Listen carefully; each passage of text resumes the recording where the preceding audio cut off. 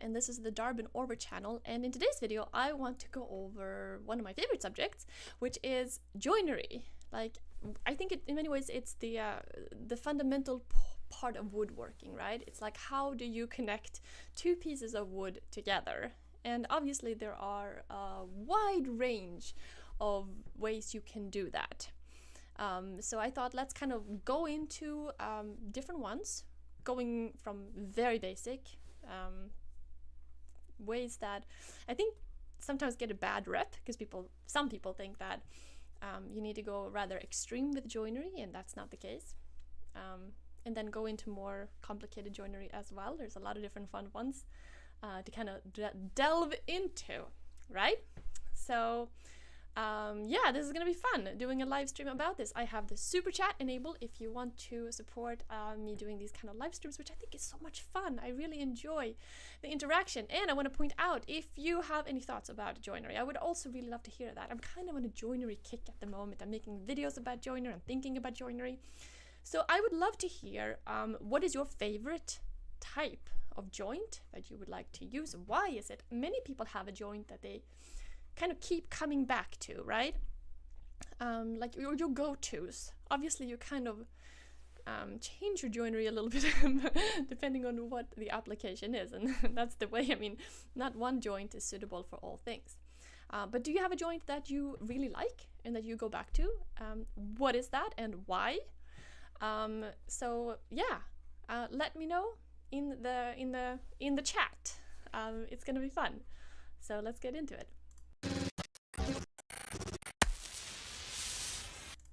Okay, hi Santiago, hi Keith. Nice to see some faces here. Lately I feel like this kind of happens every time. I get a little, all over the place. I think, okay, let's go back to basics. Let's get into joinery. Let's do some hand tool projects. And I think that's one thing that's kind of cool about joinery in general, is that you can, for the most part, you can do these joints by hand, using hand tools in your shop, in a quiet, kind of nice, dust-free environment, or you can go into your workshop and get, well, not saying that the other one is not a workshop either, but you can use your power tools. You can use your table saw and your router and various tools like that, and jigs, and oftentimes get more precision, right? I want to start with going into, I guess I would say, the most basic the most basic joint of them all, and it is the butt joint. What is a butt joint? Some people may ask, why is it called a butt joint? Well, it's a joint where you add two pieces of wood together. You have a piece of wood and you put the other one next to it and you connect them. There's no miter, there's no like finger joints, there's no dovetails, nothing like that. A butt joint is just one piece of wood go over another piece of wood. And in this project right here that I'm doing, which is actually a toolbox that I have over here that I've been using for a long time, I'm using butt joints, I'm using nails, and I'm not even using glue. And before I did this project, I've done some nail projects before, but hi Dennis, hi Henry. I always kind of thought that that's not enough, right? A butt joint using nails is not enough, but it depends on the application, obviously, but for a lot of things it is enough. And this box that I'm working on, I'm not even gonna carry it over, it's kind of a big box, but I have it right here, and I've been using it for 2 years. So it is definitely a good joint for certain applications. I like to pre-drill whenever possible, because what I hate more than anything is when wood splits, when it cracks. And when you're going into end grain, it's bound to happen. It's bound to happen. The wood just wants to split for some reason, or for some reason the way it is. So by pre-drilling, always pre-drill. You solve so many possible issues by simply pre-drilling first. So it's definitely a little trick that is not really a trick, right? It's very obvious, but I think that that's one of those steps that a lot of people just kind of skip over because you think, it's not really necessary, it's just kind of annoying. But it's also very annoying when your wood splits, when it cracks. And in this box, I created the box using, you know, just nails, the main box. But then I also made the lid that I'm working on right here by just adding 3 pieces of wood like this, and then adding a piece of wood on top, and then nailing those in as well. So then, and what I did was then I bent the nails. Got to see some new faces here. Dennis, Joseph, Henry, Tony, St. Charles Design Group.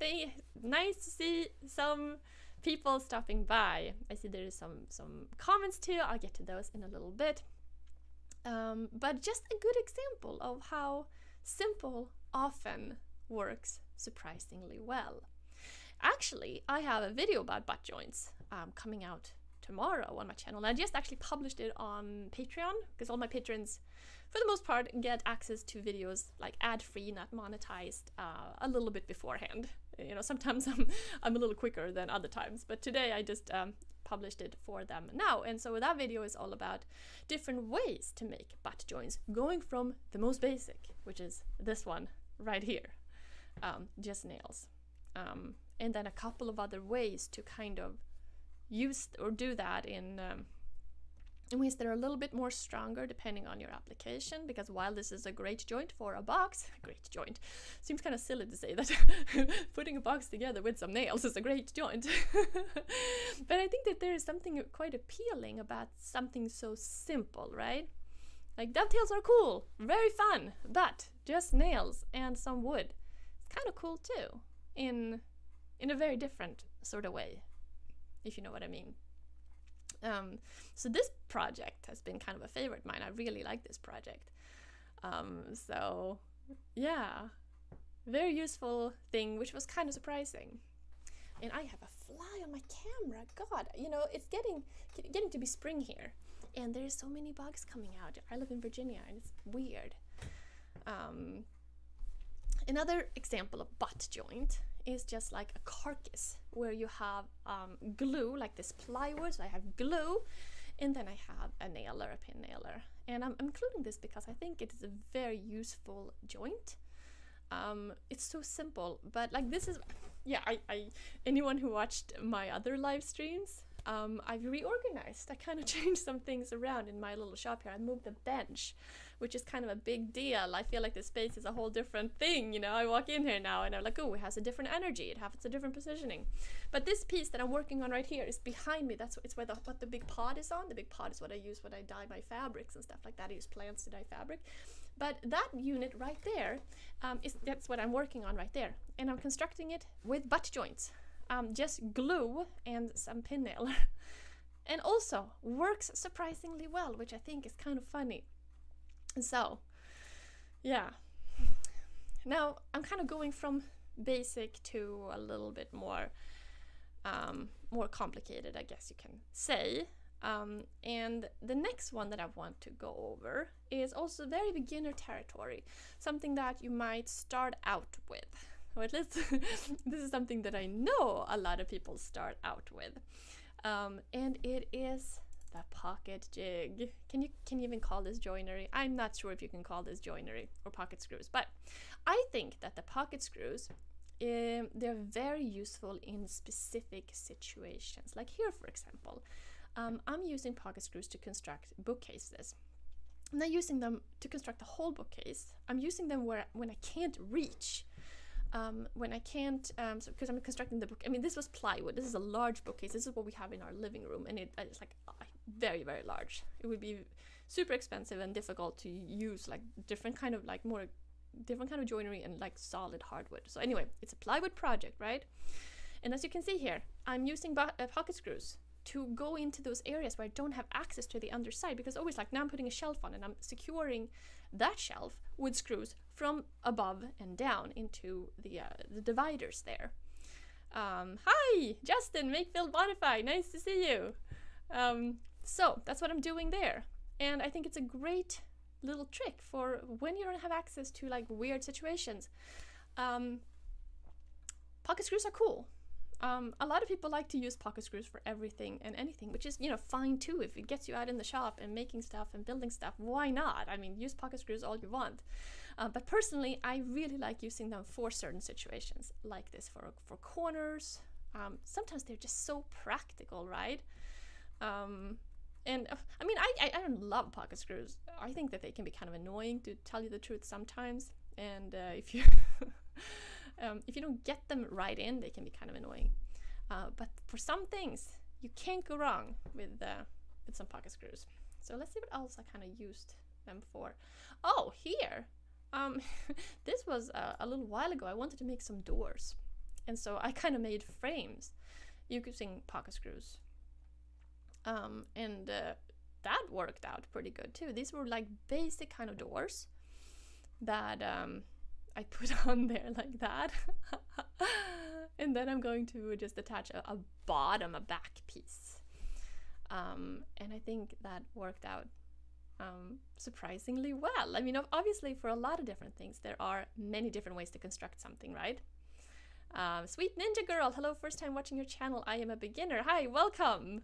Well, I think that that's what's so cool about woodworking. You can be a beginner, you can be, you know, more experienced. It doesn't really matter. For a lot of different things, it is, you know, you just kind of you can often do the same projects too at different skill level. You just get better at it, your practice, right? Or you can use a different kind of joint. You know, if you start out with pocket screws, that's a great joint to start out with, right? You can do a lot with the pocket screws. Hi Giovanni, big hug from Italy. Nice to see you. Italy must be pretty late in Italy at this point. Yeah, I agree with Tom here or Tony, sorry, that paint can also hide that or just boring joinery. That's the thing with pocket screws, right? You're gonna have those pocket holes, which are kind of ugly, right?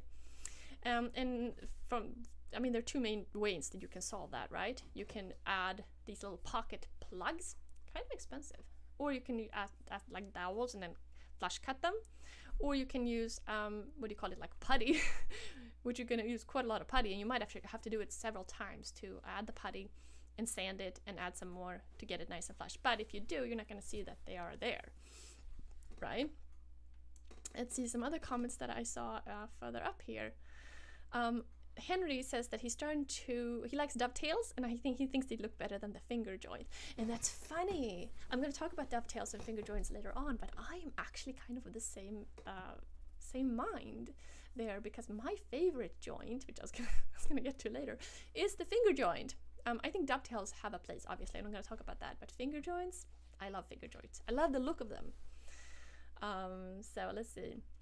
Tony says he likes to go with dovetails and mortise and tenon. Yeah, I agree.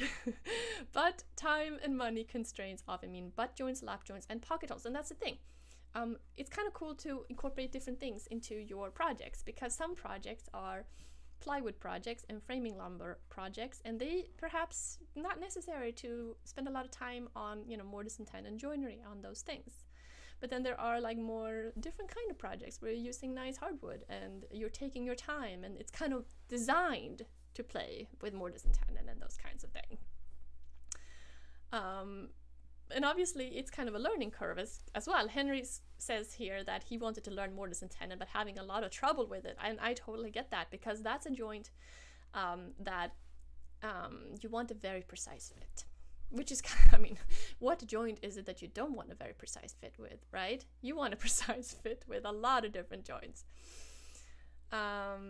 Yeah, it's a very solid joint. Travis, England, also says his favorite is the good old mortise and tenon. Yeah. I kind of feel like playing more with mortise and tenon, actually. I've done it a couple times for a couple things, but I would love to actually kind of play with it some more. So let's see here. Let's move on to another basic joint, and that is dowels. Now, dowels is actually, I've just been working on dowels today, actually. I'm working on another video which is about different ways to do dowels. But I think dowels are really cool. It's kind of a good joint when you don't want to put the time into mortise and tenon or something like that. But you don't want to use pocket screws. You want that kind of wood connection. And I just showed here that what I'm working on right here is the coffee station made a couple of weeks back now that I published a video about. which has these really chunky legs, and it's all solid wood construction. And pocket screws just kind of made sense for, and pocket screws, what am I saying? Dowels just kind of made sense for this project because it was easy, right? And you don't, another thing that I kind of like about pocket dowels, I'm saying the wrong thing all the time. The other thing I like about dowels is that you don't have to think about when you're designing something. If you're designing mortise and tenon or something, you have to think about that ahead of time when you're designing the piece. If you have pieces that are, you know, pointing out or whatever, you have to take that into account when you are designing your wood. Whereas with dowels or something like that, you don't have to think about that. You don't have to account for that extra design element or that extra wood that you need to work on for things like that sometimes. So it's just kind of easier oftentimes. And it is a nice and strong joint. And you may think that, oh, this is not a joint for solid furniture, and I would disagree. I think it is a great joint for solid furniture. This was kind of a tricky glue up right here that I'm showing right here. Yeah, because especially when with the dowels, you don't want to blow out a dowel, right? You want to have place in that hole for the dowels and the glue. And there was a couple of points where we had both dowels, 2 dowels in one hole, which was, anyway, that was over. Look at that.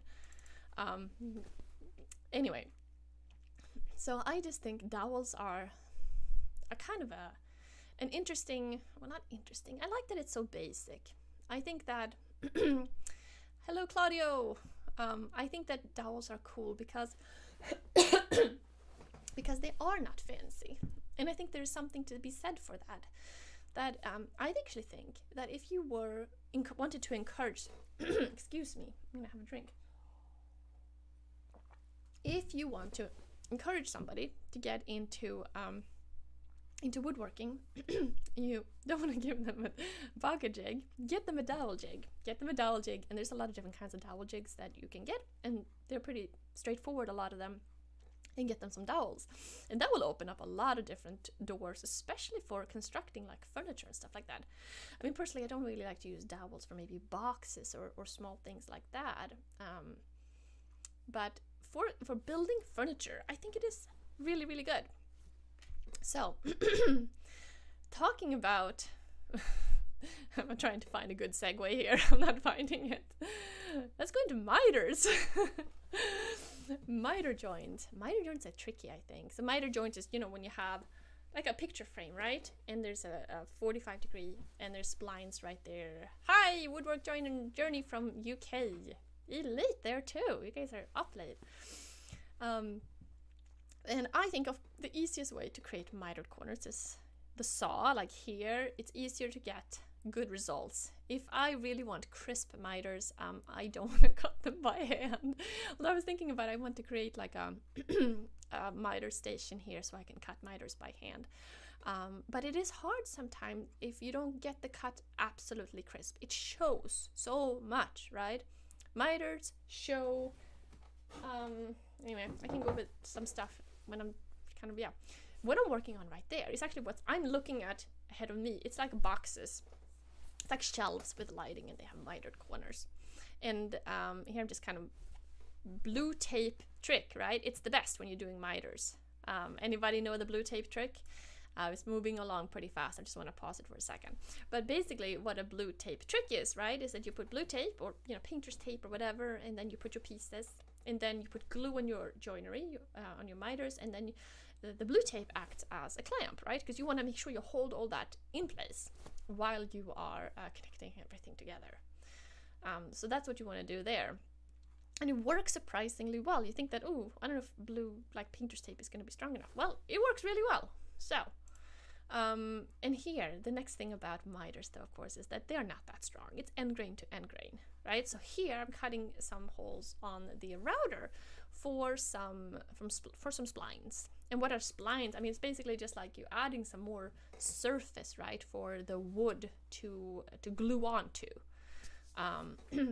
And so you're kind of adding, instead of just having this end grain to end grain, you're grabbing some more, like, yeah, some more wood there. Anyway, I got stuck there for a second. But I think miters are kind of cool, but also, yeah, I like them, and of course, if you don't get perfect miters, there's always like putty, or mix sawdust that you use with a little bit of glue, which is going to go a long way towards hiding anything. But I personally haven't done miters in a while, and I was thinking about how I have a bunch of picture frames and stuff like that I would like to make, and it would be a good chance to brush up on my miter skills. Brush on my miter, but I like the look of it. Like, look here, we have the splines that are protruding. So what you do there is basically you cut some holes in the router once you have your miters, connected, and then you add some pieces of wood in there. And I'm adding some blue tape around there because I don't want the, when you cut them, flush cut them, you don't want to accidentally hit the other wood, and it protects the wood, so you can get a kind of a closer cut. But of course you can clean that up with a chisel later on too, so it's a bit of a lazy situation, I would say. But those this kind of look in terms of miters and splines, I think is a really good look. Of course there's other ways to reinforce miters, right? You can also do dowels at an angle. So there are lots of different ways that you can add, you can reinforce. And I was just kind of, planning out some more projects, and one of the dowel, or one of the mitered things I wanted to do was kind of this half lap miter, where it looks like a miter from the first, like from visually, but then they're on the other side, it's like a half lap. I don't know, I was going to make a video about that. I thought it was kind of cool. Of course, if you're using, you're making splines like this for like a box, I mean, that's cool. But the other project here that I'm going to show here is well, not adding splines, because here I'm talking about this little box here, and this does not have any reinforcing splines or anything like that, because it's not really necessary. The one thing too, I think often kind of take into account when it comes to what kind of reinforcement you need, is to think about the project as a whole, right? I mean, the picture frame doesn't have a lot of other connection points, it's only those side parts. But for this project here, I'm adding those corners, but also adding a bottom that's glued in to, connecting all four sides together in a way. So when you do something like that, suddenly it stiffens everything up. It's kind of the same thing when you're doing the butt joint and you're doing nails, right? A butt joint, if you're just connecting, piece of wood like this, and you're adding nails on its own, that's not very strong. But if you're putting it together in a structure, right, where it has four sides and it's all kind of helping reinforce each other, it suddenly is so much stronger. So that's kind of the same thing with like a box like this. Like on its own, it's still pretty strong. But once it gets this bottom that's glued in, everything, like it's never gonna break or anything. And then there's like lids there too. Actually, this is one of those little projects that I didn't really think I would really like. I mean, I thought I would like it, but I really like it. I like the little design of it. Has the little tips and the little painted tops and bottoms. It was kind of an excuse to do some painted stuff. But yeah, miters are kind of cool from that point of view. And of course, you can do a lot of different things with miters. Here's a project I did like a long time ago, and it's just kind of these storage units, and I have little feet that kind of match the splines here. And it also has a bottom. I think we we add more connection and support than often is needed, right? But anyway, this, what this wood is. This is like a cedar or something like that, super light. And it has these splines. And I think the splines were maple, but it's just like, it kind of looks, I mean, you can't go wrong with mitered corners in that sense, right? So get some comments coming in. Carpentera, I recognize. It's always fun when you recognize people's names, right? And then Raphael says, he's been following my work for a long time and really admire my projects, well designed and executed. Thank you so much. That's really nice to hear. Really appreciate it. It's kind of weird when you've been doing this for a long time. You keep like chugging along and doing stuff, and it's always kind of nice to hear some people are appreciating it. So the other, let's see what we have. Oh, this one. Next time we're gonna do locked dado joint. Okay, dados. Well, but yeah, you know what? Let's pause that for a second. Because I think one of the things that often gets confusing is like this whole thing with what's a dado, what's a rabbet, and what's a groove, right? I get confused with these things all the time. But we have a dado goes across the grain. See? A groove goes with the grain, and this is usually done like on the router. You can also do it by hand, actually. And then you have the rabbet, and the rabbet can be either across the grain or with the grain, but it is right on the edge. And that's kind of the difference right there.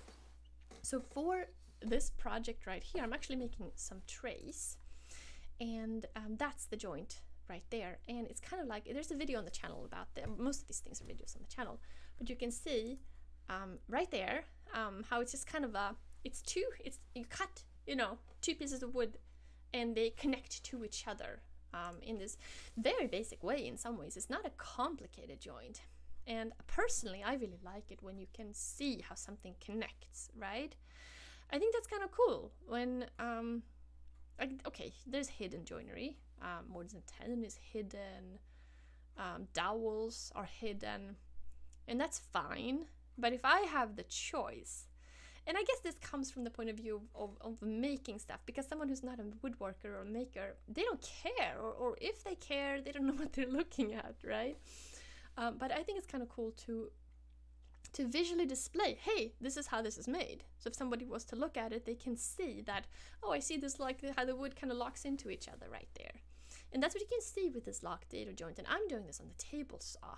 So I'm marking out the pieces, and like most things when it comes to woodworking, this joint is all about setup, right? And you're basically setting up stop blocks. And that's what you're doing here. I'll move along a little bit, and if you want more precision about this, you can go and check out the video, but I'm just kind of going halfway on the wood, and I'm lining up the wood here, and then I'm adding some stop blocks, and then I'm creating kind of like a little range with like where I can go in between there, and I want to kind of carve that wood out. And of course you can't go wrong with the table saw, right? Or the router. You could do the router for this too. But sometimes I find it easier to just use the table saw. And this is not even using a dado blade, right? Dado blades are annoying. Well, I mean, they're cool once you have this set up, but often the time it's easy. You don't want to mess around with changing a blade on the table saw, right? So this is just cutting that little setup part. We got some comments coming in. Really want to try dado blades. Too bad we don't get dado blades here in Norway. You don't? That's really weird. Have to order them? I mean, that seems really weird. And hi from Norway! Hej! Kul att ha lite folk från Norge här, skulle jag säga. Även fast jag pratar svenska och inte norska. And then we have Lisa, says, I've been watching you for years. Thank you! She's giving me a whole bunch of compliments. Very nice, thank you. Welcome to the South. We are in Tennessee. We're in Virginia. I know we used to be in Oregon. And it's weird to think that we are in the South, It depends on, how do you even know where you are in, I guess, like the accent of people and the climate and all of that. But yes, thank you anyway. Let's go back to my locked dado joint that I'm working on here. But it's basically a joint that connects two pieces of wood that interlocks. But it's done on the table saw. So that's kind of cool. Dado blades are really rare in the UK too, huh? I wonder why. Seems really weird. I don't even know. I don't know much about dado blades. I don't know if it's a new thing. It's been around a long time. I have to do some research on that because I really don't know. I mean, yeah, I don't know. I wasn't using a dado blade there though. Here I was making these trays. Oh, but this locked dado joint made me think about this other project. Okay, so here's how it is, like set up. This is a tray. Worked out really good. Very cool. Once you have your setting set up, you can just crank those things out, right? It's all about getting things like cranked out. But here's another box that I made all by hand. It's kind of cool. You think you're like doing something on the table saw and it's like, oh, it's cool. But then you think like, oh, I was able to do that by hand and it looks like halfway decent. So that's kind of cool too. So here's just using pine. I love using pine for boxes. I think it's like, It's basic. It's like it's workshop stuff. It's cool. I love pine. It's easy to work with. If you're doing things by hand, you know, why why make it more difficult for yourself sometimes? Although, you know, it has some disadvantages as well. But I was making this box here. Later on I stained this box, and I was so annoyed with myself for staining this box, because I don't look at the joinery right now. I think that's a good point, actually. If you stain or paint projects where the joinery is visible, suddenly you don't see it anymore, or you have to really look too much, and it's not cool. But basically I'm creating the same type. Yeah, here we go. I'm using my little hand plane. This is a shoulder plane right here, which I haven't played with in a while. It makes me want to play with it. And I'm creating, so I created it on the one side, and then I'm just marking out where to do it on the inside. But of course on the inside you can't use, you have to chisel it out. And you want to make sure you don't blow out the other side. So Europe has laws about dado blades, huh? Thanks, Dennis. And then Tony says that routers are preferred over dado blades in the UK on safety grounds. I mean, to me, a table saw blade is dangerous too, right? I mean, all of these machines and equipment are dangerous.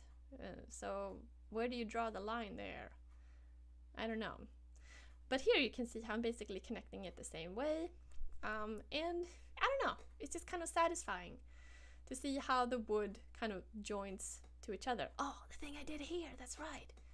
I glued this box shut. Have you ever glued a box shut? Kind of cool. You know what's inside, but you still want to open it up, right? You still want to cut it open, and this is what I usually done on the table saw. But since I was in this space, I was doing it by hand. I was using this Japanese saw because it doesn't have that kind of edge that get caught. And I cut this, and then you want to add little wedges. I hope I add wedges. Do I add wedges? I don't know. Should have added wedges.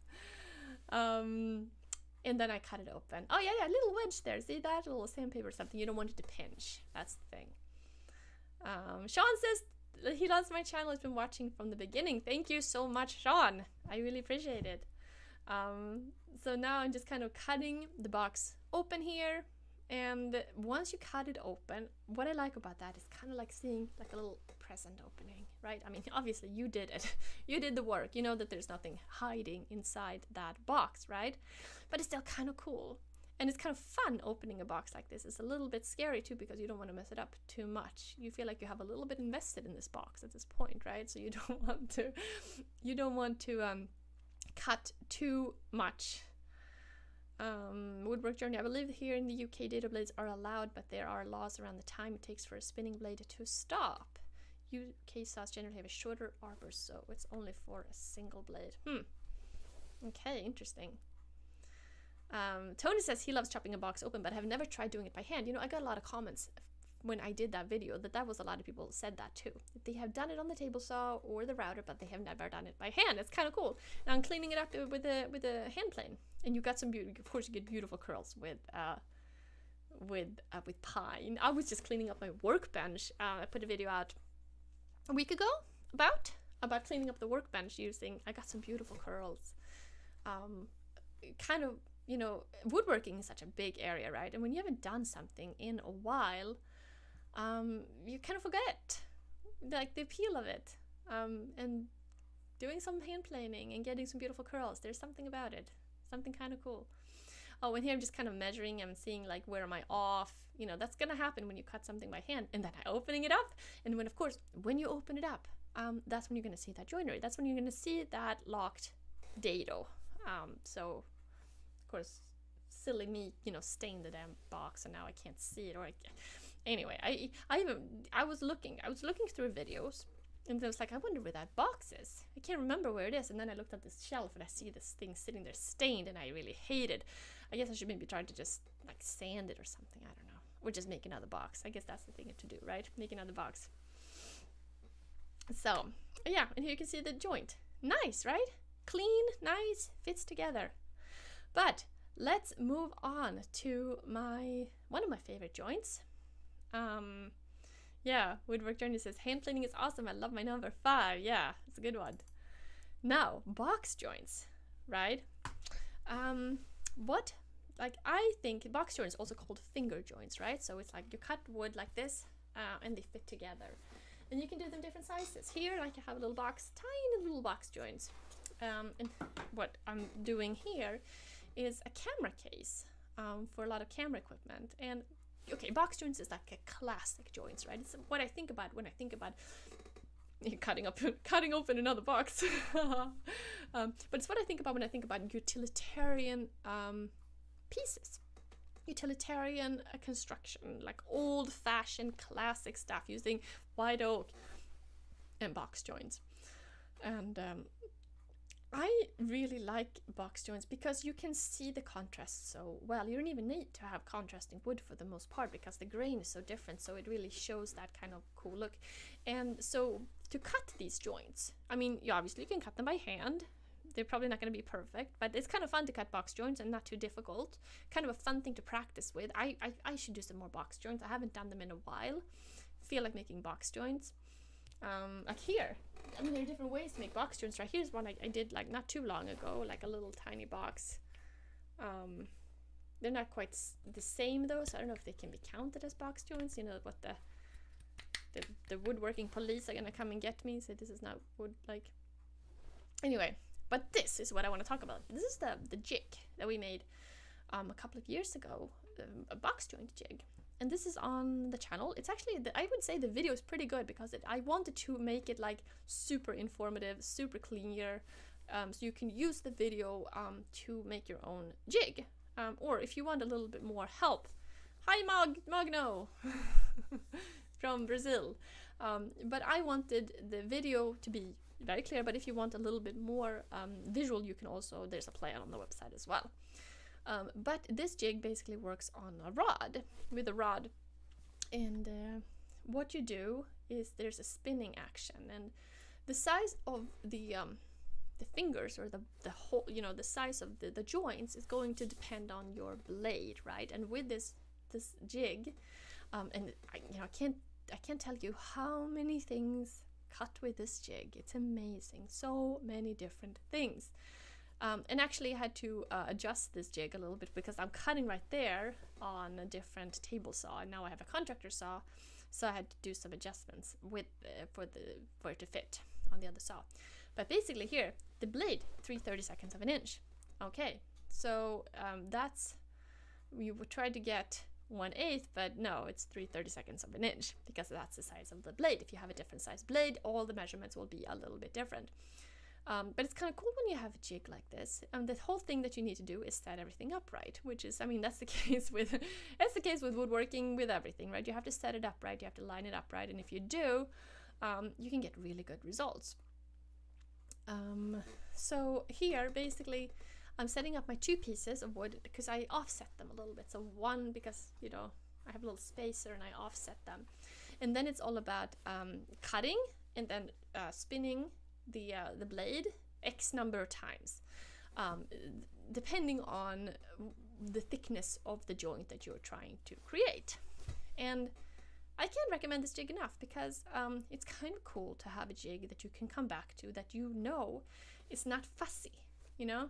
Some jigs are fussy, some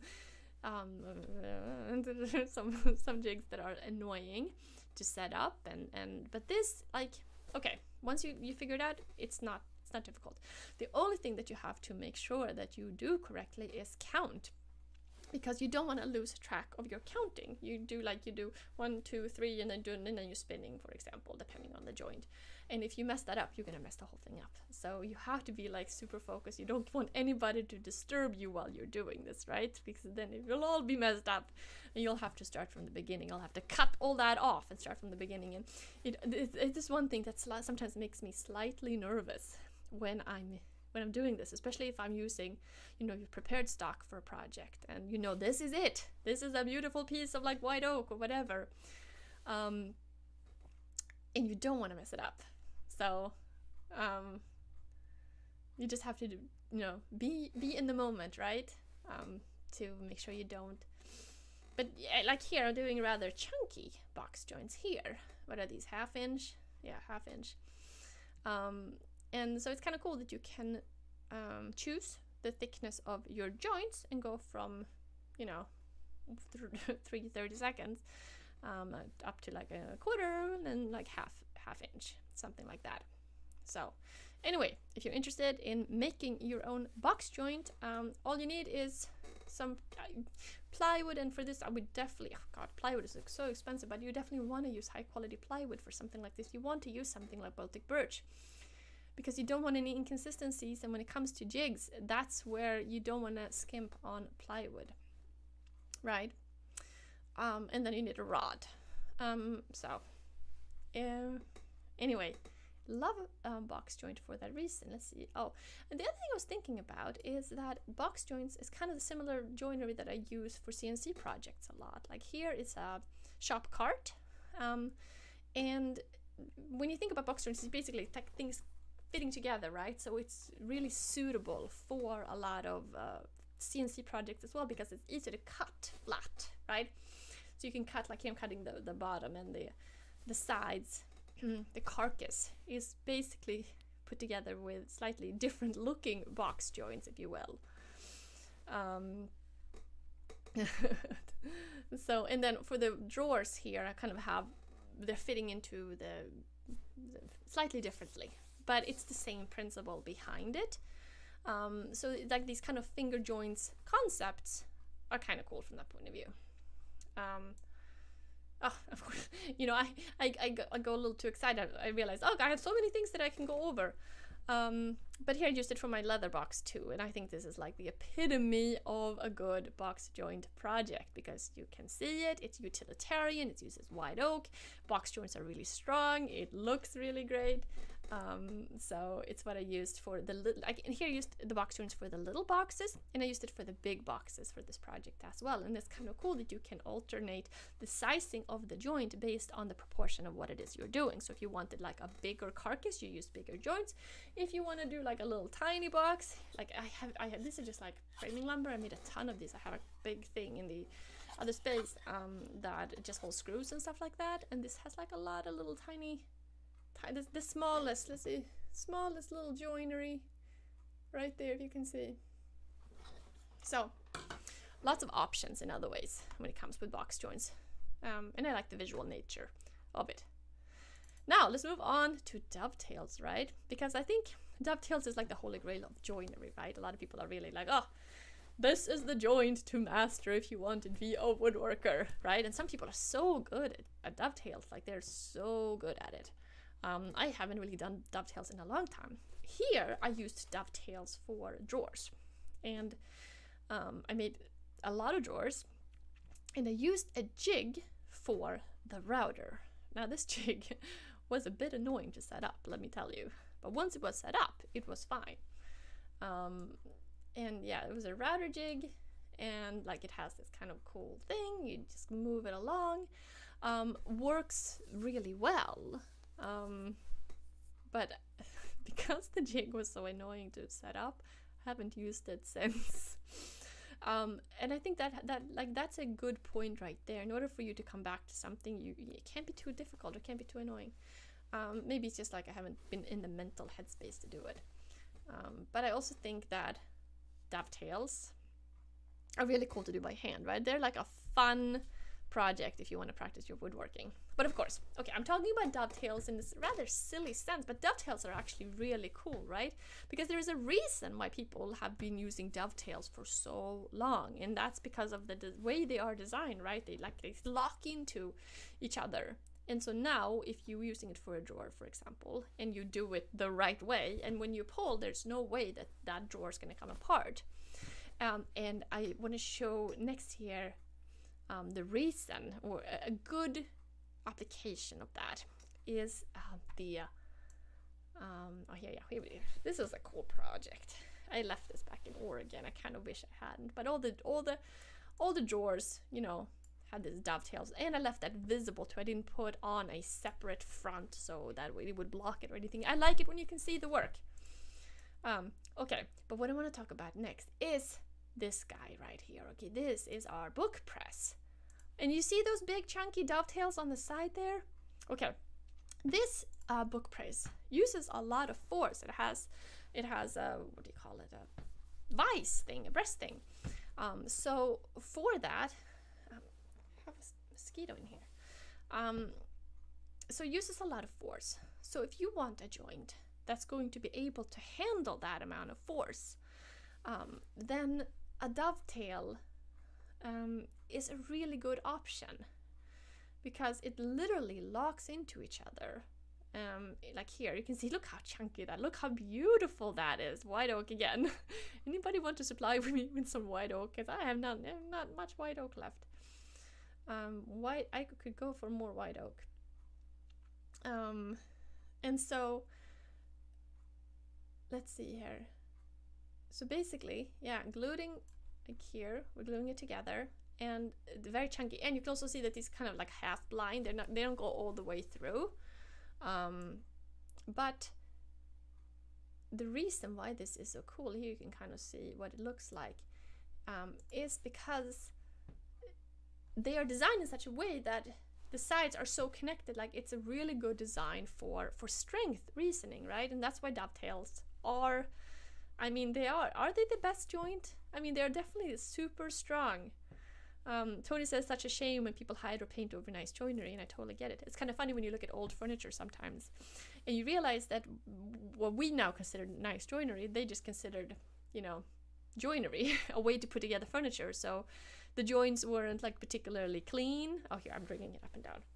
This is a favorite project of mine. I just think this is so cool. We worked on this for a while. I've been actually meaning to make a plan for this video. I have so many people ask me about a plan. Why am I going into this one now? Oh. Who wants a plan, especially for the press. And I'm getting into some more bookbinding again. Trying to like, okay, focus here. Don't go like 20 things all at once. But it is such a cool project, and it's a good design too. It has held up very well. It works really well. And I think that those dovetails on the side, I mean, it's a great design for that. So a good use of dovetails. Oh, here, talking about dovetails. Okay, this is when I was playing around with the invisible, or the impossible dovetail. You can see my beautiful work in person here. Like, okay, so this is like one of those joints that is like one of those little trick things you play around with, so it looks impossible, right? If the joinery wasn't quite this bad. But basically, what it is, it's just like the pieces are cut at an angle, right? And so you fit it in like this. And that's what I'm working on right there. This is actually basswood, I think, which I thought was going to be really easy to work with. That's surprisingly hard. Not that easy to work with. But, you know, this, on the other hand, if you needed that kind of strength, I don't know how you would possibly get this off. Unless you slid it, if you know what to do. The idea with this joint, though, is that it's so crisp and clean that, actually I made a little one too, thinking like, oh, the first one wasn't so good, I should do a secondary one, but, you know, it didn't turn out much better, so that's what you get. But it's the same kind of thing. Let's see, focus in. This was fun. It was one of those things that was really fun. Not to... not a very practical project, I guess. If you're looking for an excuse to play around with your chisels in your shop, I mean, this is fun. But at the same time, it felt, I don't know, a bit like I spent all this time on this. I didn't even get a box out of it. I got this kind of toy. Like, my kid likes to use it sometimes or play with it. But the idea is, of course, if you did it really, if you did a really good joint, the person looking at it would be able to figure it out, because it would be so tight, and they would try to do it in a different way. So anyway, just a little. I mean, that's the thing about the dovetails. There are so many different applications of dovetails, which are really cool. Like in terms of like sliding. What do you call those things where you are attaching like drawers? You can like the idea of a joint that looks like this is very useful for a lot of different things. That, yeah, it would be kind of fun to explore more of that, because it comes back to the strength when it comes to the dovetail, right? I mean, it comes back to that design that prevents something from moving, from being kind of stuck. So let's do a little mortise and tenon. I mean, what is a mortise and tenon, right? I mean, it is basically just like a piece of wood. This was a coffee table made a while back, called like, it's kind of like a Parsons style coffee table, using white oak. Beautiful. And here you can kind of see it has this, it's rather chunky design, and there's Darwin, and he's a little younger. And the way, like marking everything out here to do these mortise and tenon. Mortise and tenon basically just means that you have a piece that's fitting into like a hole in the other piece, and so you want to create this this mortise that is like a slightly smaller version of your bigger piece, like and so I'm just cutting this out using a dado blade, talking about dado blades, and then cleaning it up a little bit. And then for to the tenon, I'm going to use a tenoning jig, I believe. No, I'm not. No, that was a different joint. I think getting all mixed up here. Oh, here was just like a little thing that I put together. That's right, like a little router, like to hold everything in place so that you don't route where you shouldn't route. This little thing was great. Was able to get that that mortise out really well. And that's the thing, like you can do that by hand, right? Or you can figure something like this out. Since it is, I mean, you can't do that on the table saw, and you don't want to do it on the router table, right? You would have to like lift it up and in. So yeah, so like a little jig like this, oftentimes you really are better off saving, getting a little bit of making a jig, especially for projects like this where you have a bit of material invested, time invested, you really want it to work out, and then you can create so I think mortise and tenons are cool. The thing about them though is they're kind of hidden, right? I mean, which is cool, but nobody if you're coming from a from a perspective where you want someone to kind of see your work, nobody can see your work, right? It's hidden. You could just as well as dowels in there and nobody would know. I think I caught him. No. And this table, we have this table in our living room, and it's been great. And the tabletop just kind of comes on top of there, and the legs kind of come through. So kind of cool. And then just staining it, or not staining it, but finishing here with a little armor seal. So this is a great example of like, okay, strong, chunky table, great use for mortise and tenon. Another joint that I was thinking about, tongue and groove. Okay, not really like a joint that, I mean, it's the flooring, right? This is this shop right here that I'm working on, like traditional wooden flooring. Hi, Eric. Nice to see your face. So tongue and groove, what is that? It's basically when the wood has a tongue and a groove, right? And they fit into each other. And that can be done, that is obviously what's being used for flooring here. You can kind of see how the pieces fit together. Oh, by the way, doing flooring is so much fun. Anybody ever done flooring? Doing flooring for a small space is really fun. Doing flooring for a big space is not so much fun. But, okay, so flooring, tongue and groove right there when it comes from. But another good option when you want to use tongue and groove, is when if you want to make a panel, right? Okay, so a floor is, it's just a big surface, right? So tongue and groove is great for making a panel. So here's making a door, a shed door. And you see the panels, kind of the wood going down there. This was fun. This was a fun project. But basically, I used the router here to create tongue and groove. So basically, you have on the one side, you have the tongue coming out. Vocabulary mix up. And on the other side, you have the groove. So they lock together, they fit together. And that's something you can do on the router. You just need the right bit for that. And of course, set everything upright.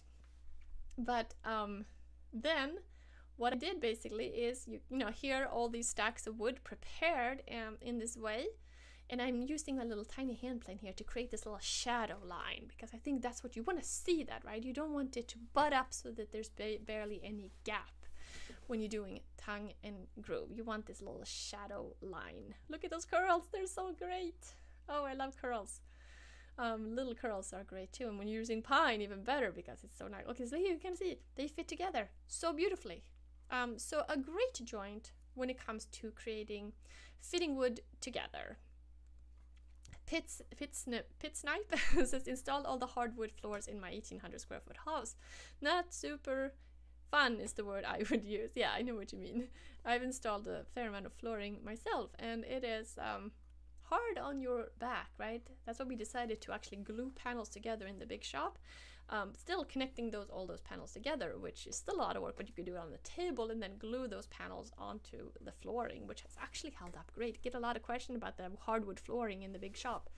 Works out really good. But look at this door. I'm kind of adding a frame around it, and yeah, cutting off, and it's been, yeah, it was great. And obviously you can buy like what do you call it, panels that are not really wood at like the home improvement store, but for something like a door like that, you want to use real material, and you want things to kind of float in a way, being able to expand and contract with the elements and the weather and stuff like that. So anyway, tongue and groove, kind of cool. I really like it. I have a kind of miscellaneous folder.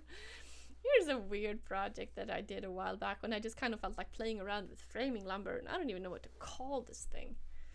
It's basically just like a interlocking, very chunky shelf where I cut out sections, kind of almost like fitting into each other, almost like a half lap, I guess you could call it. Yeah, beadboard, that was the word I was looking for. Thank you. And then interlocking them, and this was, and then I also added kind of a little in-between section here. I guess what I'm pointing out with this is just like joinery, like this is an example of just like playing around and getting wood to fit into wood, by getting them to interconnect in different ways, right? And that's kind of cool. I think in many ways it kind of comes back to that, whether you are doing leatherworking or you are sewing something or you are you're building something, right? It comes back to connecting things together in various ways.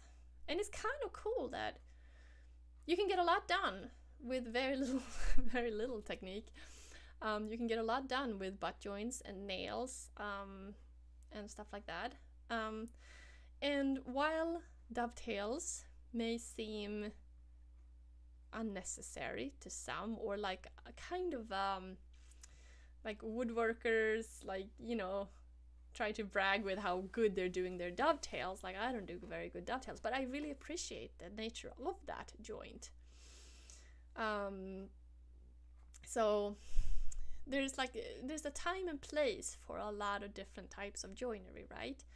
And sometimes you look through like books, woodworking books, and things seem rather complicated, but at the same time they look kind of fun. They would be fun to try, right? So coming up on an hour here. This has been really fun to hang out, fun with interaction in the comments. Thank you guys so much for that. As always, I want to thank my patrons for supporting the channel. I really appreciate it. Yeah, I have a video coming out tomorrow, appropriately about butt joints, and more videos relating to joinery coming up after that as well. I thought it'd be kind of cool to have some in the pipe work, if I said that right. You know, some stuff prepared ahead of time. That's the thing though, I think like, oh, I can work on this and kind of do a video about this, but then I always get into something and it kind of leads me, and then something takes a lot longer than you want to, or you think it's going to take initially. Because while something can be simple, there's still technique involved in it, right? And there's precision, and you want to measure out, and you want to do it in the right way. So anyway, thanks much to everyone who tuned in.